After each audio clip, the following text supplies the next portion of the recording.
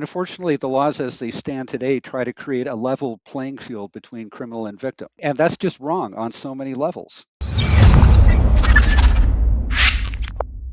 We are joined by National Firearms Association's Executive VP Blair Hagen to speak about the video you just saw and why this should matter to Canadians.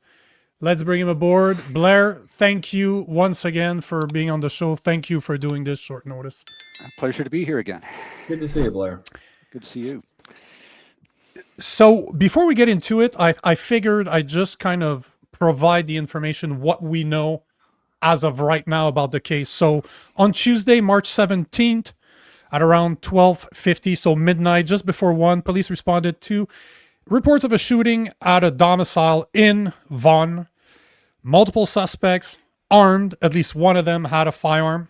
The owner discharged his legally owned firearm on the 3 home intruders.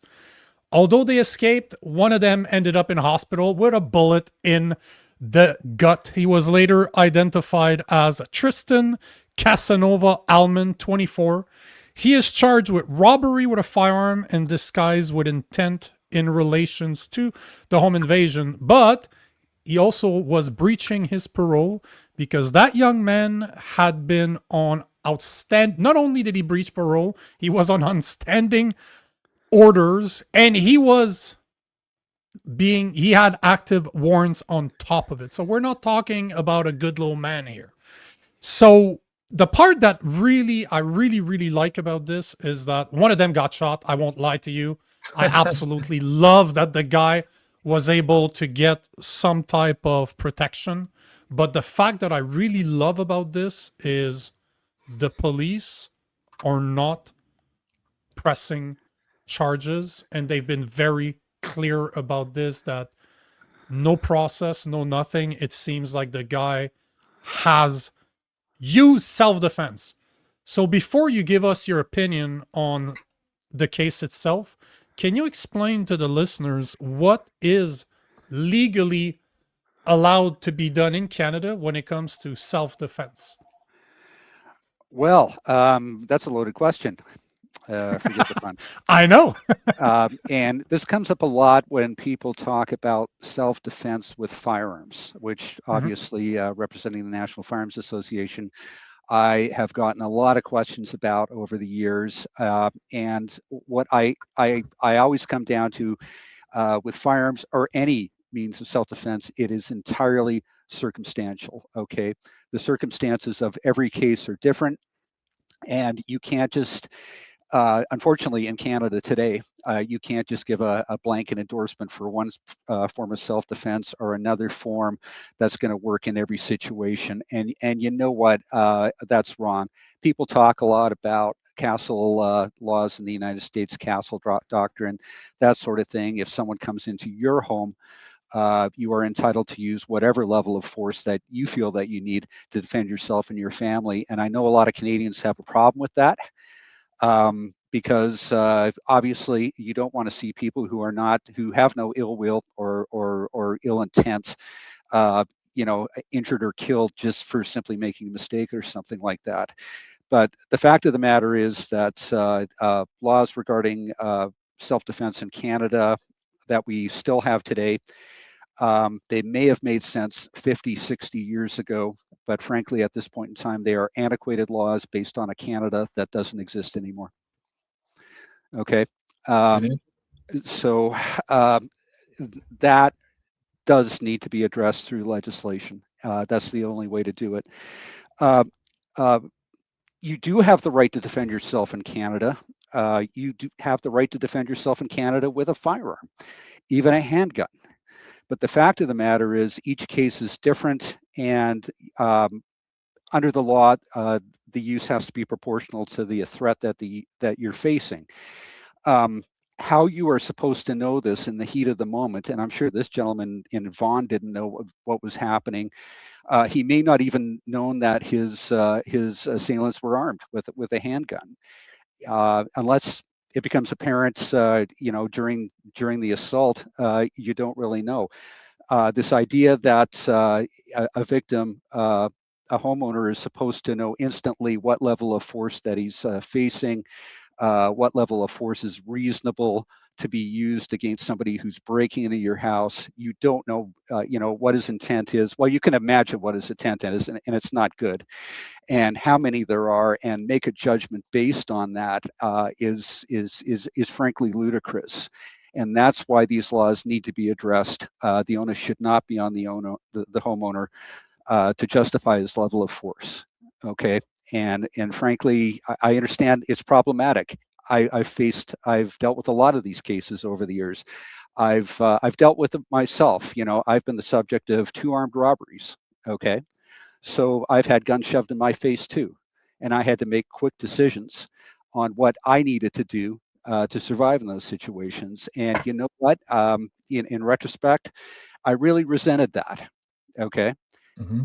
be in that situation and then going through your mind, oh my God, what do I do? What do I do? Under the law, I'm expected to use reasonable force proportionate to what is happening to me, and you don't know what's going to happen next. Okay, so when you're in that situation, you should expect that law enforcement and the courts are going to have your back. But unfortunately, in Canada today, that's not the case. I think And that's something that Rob and I normally agree on. As much yeah. as our views are very different, I spend a lot of my time in the US, especially in the South. I like Alabama because people don't mess around there. They assume that they have firearms and they're carrying. So people are very polite in Alabama. But one thing we do agree on is exactly this, that 100%. if you enter my house where my family is, Yeah. I'm not worried about what is an appropriate amount of force. I'm getting rid of the problem by any stretch imagination, by any means necessary, and I'll talk to God later on if I went overboard. That's Sure. my limitation as a Christian. Yeah, exactly, right? Like, I think there are some scenarios where proportional force makes sense. Say a bar fight, right? If you're out in public, if they're out in public and there's a fight, I think we can all agree that that makes sense. But if someone goes into your house, goes into my house, and in my opinion, they forfeit whatever they've accepted, whatever cost happens there, because I don't want to use proportional force when I'm defending, when I'm the only thing in between this guy and my family. I don't want a fair fight. I want overwhelming fucking force. I want massively disproportional force, because I don't want there to be the slightest chance that this guy overpowers me. And I think a lot of Canadians feel that way. And unfortunately, the laws as they stand today try to create a level playing field between criminal and victim. Okay. Yeah, 100%. And that's just wrong on so many levels. Especially with what's happening today in major urban centers where, my God, the rash of home invasions that you're seeing in the GTA and other places in Canada were unheard of, 20, 30, 40, 50 years ago. They happened, but when they happened, they were remarkable, and now they're routine. And the country is changing. It's changing for very unfortunate reasons.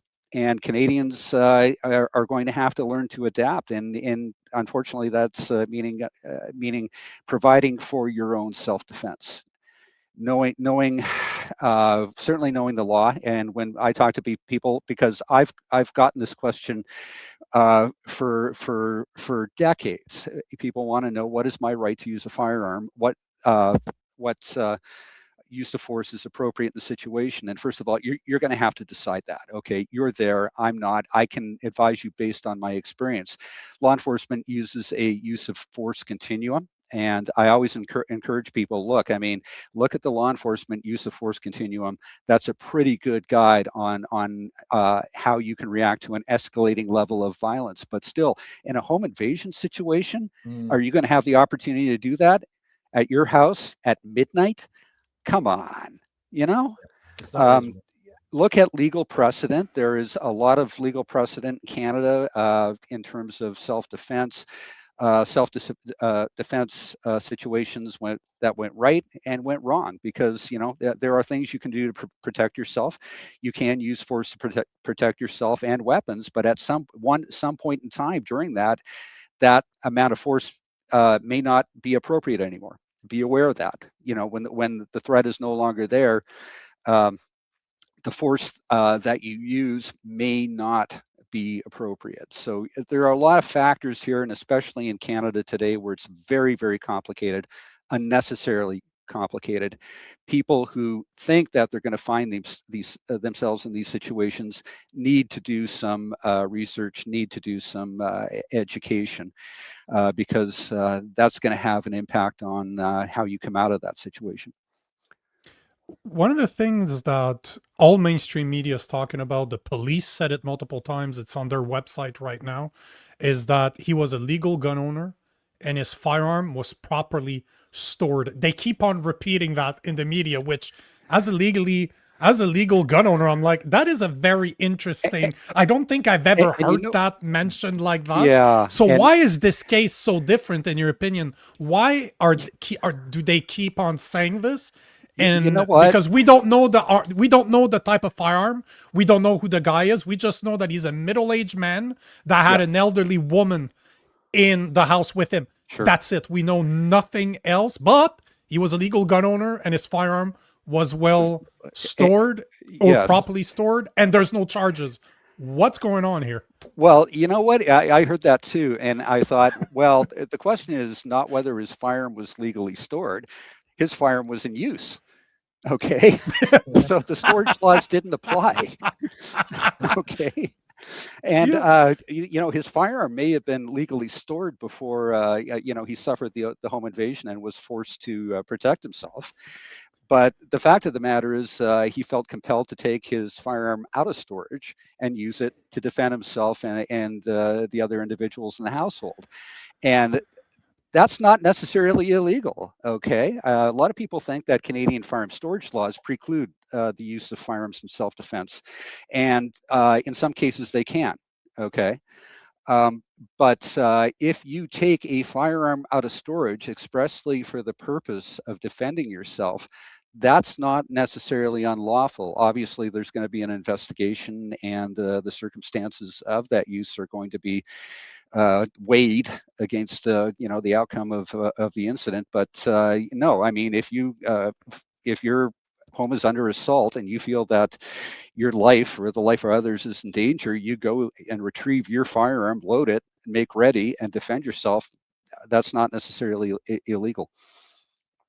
It's interesting because I feel like the media or the cops keep pushing that line, and the media keeps printing it almost as for political reasons. I think they sense that there might be some blowback, and they're trying to get out there and make sure that the public or the public that would care about that maybe throw a bone to them. But it's one thing. I don't know how much attention you paid to the video we played at the beginning. I'm sure you've seen it, but you can clearly see the second guy running has a handgun in his hand. Yeah. Yes. And as for this case, I think we can all agree it's great this guy was in charge, but I wonder how much of that was because he clearly had a handgun. If he did not have a handgun, I mean, that's still 3 grown-ass men coming in your home. I think when I see a case where there is no handgun and the guy still is in charge for using his gun, that's when I'll say, okay, we're getting there. Yeah, and it could have gone down that way. The door camera was extremely important here because, a lot of times you don't have that footage, and the homeowner uses the firearm in self-defense. The criminals escape, and why did you shoot him? He had a gun, and of course they catch the criminal. They question the criminal. I didn't have no gun. How do you prove it? See, but the door camera here definitely does. Whether it was an actual firearm, whether it was a replica firearm, whether it was airsoft or whatever, it doesn't matter. They were brandishing it as a real gun.